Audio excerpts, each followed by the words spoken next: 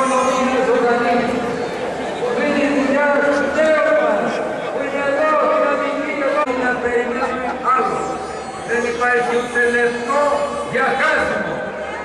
Γι' αυτό ζητώ παραπλανών.